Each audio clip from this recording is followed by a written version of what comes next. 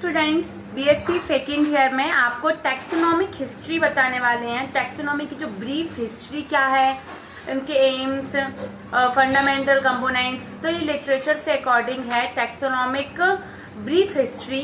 तो सबसे पहले जो आवृतबीजियों में अंतर, जो आवृतबीजी के अंतर्गत सत्य सपुष्पक पौधे पाए जाते हैं जिनमें बीज फल से ढके रहते हैं। हमारे चारों ओर हरियाली, घास, फूल, औषधि, लकड़ी, अन्य उपयोगी वनस्पतिक पदार्थ, प्रमुख आवृतबीजी पौधे भी पाए जाते हैं, आप सभी जानते हैं। तो इनमें से 4 लाख से भी अधिक प्रकार के पौधे पाए जाते हैं। अतः नामकरण एवं वर्गीकरण एक कठिन समस्या मानी जाती है, परंतु इन पौधों को इनके विशिष्ट लक्षणों को आधार मानकर समूहों में विभाजित कर दिया जाए तो इनका अध्ययन सरल हो जाता है। किसी एक समूह के विशिष्ट लक्षण उन समूह के सभी पौधों में पाए जाते हैं, अतः एक पौधे का विस्तृत अध्ययन करने के लिए पूरे समूह के पौधों का ज्ञान होना आवश्यक होता है। आवृतबीजी पौधों का पद्धति अनुसार वर्गीकरण वनस्पति विज्ञान या टैक्सोनॉमी कहलाता है। इसमें पौधों के लक्षण, नामकरण तथा वर्गीकरण के अनुसार इनकी प्राकृतिक स्थिति का अध्ययन किया जाता है। वर्गीकी इतिहास संक्षिप्त है, जिसमें थियोफ्रास्टस, जिन्हें वनस्पति विज्ञान का पिता कहा जाता है, थियोफ्रास्टस को वनस्पति विज्ञान का क्या कहा जाता है? पिता कहा जाता है। प्लेटो ने के शिष्य एवं अरस्तु के मित्र थे। उन्होंने पादपों का वर्गीकरण उनके रूप तथा गठन को आधार मानकर दिया। उन्होंने अपने हिस्टोरिया को प्लांटेड रेम, जिन्हें कहते हैं, में लगभग 450 कृषि कल्टीवेटेड पादपों का वर्गीकरण एवं वर्णन किया।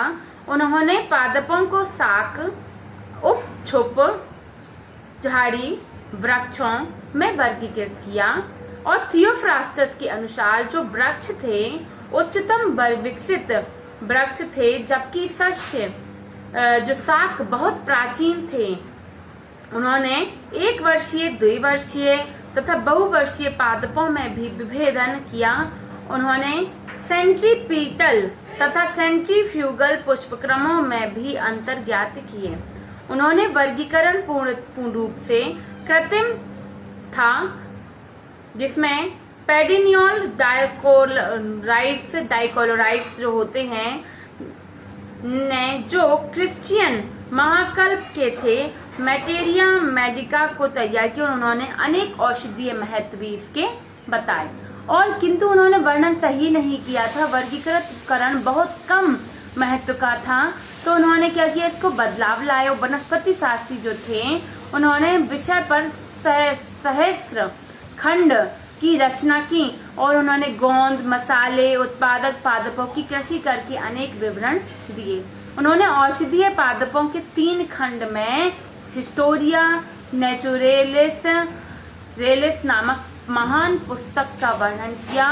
ग्रीक लेखकों ने सम्मानित किया उनको, और उन्होंने इसी प्रकार से एक बीजपत्री को आधार बनाया और मोनोकोट और डाइकोटाइलेटन में अंतर स्पष्ट करते हुए उन्हें पहचाना, और अपनी पुस्तक दी वेजिटेलिस में उन्होंने अनेक पौधों को बागवानी विधियों द्वारा वर्णन किया।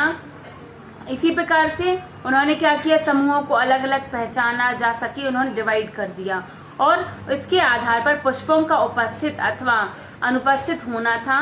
यह भी कहा जाता है कि आधुनिक वर्गीकरण वनस्पति विज्ञान का शुभारंभ इन्हीं के समय में हुआ था। तो जेरोम वॉक ने पादप वृक्षों, झाड़ियों, शाकों में वर्गीकृत किया, किंतु उन्होंने वर्गीकरण की प्राकृतिक पद्धति को अपनाते हुए अनेक पादपों को उनकी बंधुता के आधार पर एक दूसरे के बहुत निकट ला दिया। क्योंकि समानताएं थी तो उनको एक दूसरे में समानता होने के कारण एक दूसरे को उनके निकट रख दिया गया।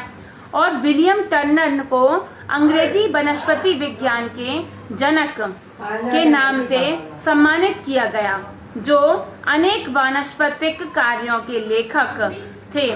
उन्होंने सर्वप्रथम इंग्लिश हर्बल को लिखा।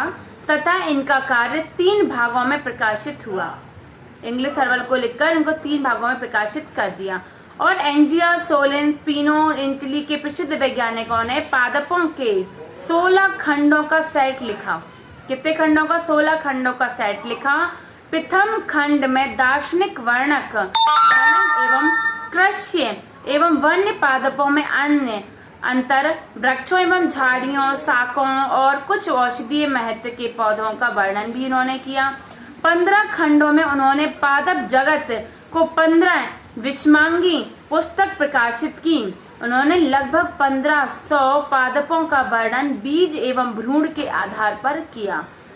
सर्वप्रथम उन्होंने पादपों का वर्गीकरण उनके स्वभाव के अनुसार किया और उनको बीज एवं भ्रूण के लक्षणों के आधार पर उपविभाजित किया और तत्पश्चात बीज एवं फलों को आधार मानकर वर्गीकरण किया। उन्होंने बल्ब्स, लैटेक्स, कोष्ठक और क्या किया उन्होंने लैटेक्स, कोष्ठक की संख्या के लक्षणों को भी ध्यान में रखा और 768 पादपों को हर्बेरियम भी तैयार किया, जो आज भी सबसे पुराना हर्बेरियम माना जाता है।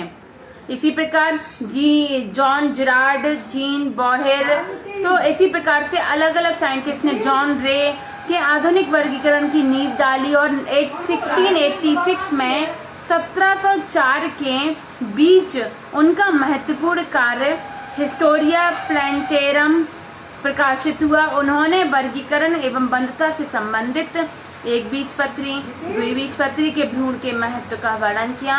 उन्होंने पादप जगत को 2 प्रमुख समूहों में विभक्त किया। ठीक है, इसी प्रकार हर्बी तथा आर्बोर्स।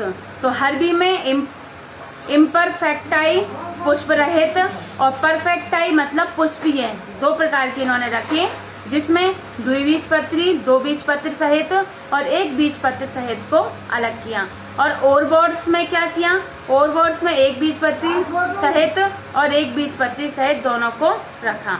और कोरोलस लीनियस ने पौधों का वर्गीकरण लैंगिक लक्षणों के आधार पर 24 वर्गों में किया, जिनका वर्णन जेनेरा प्लांटेरम नामक पुस्तक में किया गया। ठीक है, तो ये तो हो गए इनकी टैक्सोनॉमी के अपने यहाँ पर हिस्ट्री, और हम टैक्सोनॉमी का आगे जाके आपको टैक्सोनॉमी का एम्स वगैरह बताएंगे। ठीक है, तो आज के लिए इतना ही। नेक्स्ट वीडियो में हम आपको नेक्स्ट बताएंगे। Thank you.